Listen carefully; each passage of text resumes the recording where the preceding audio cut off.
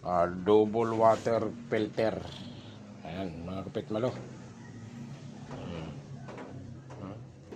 Sinabit ko na dito. Wala ang barin na ganyan na lang ginawa ko. Ayan, kapit malo, ganyan na lang gagawin ko ano. Pansamantagal lang yan naman yan para magamit na to.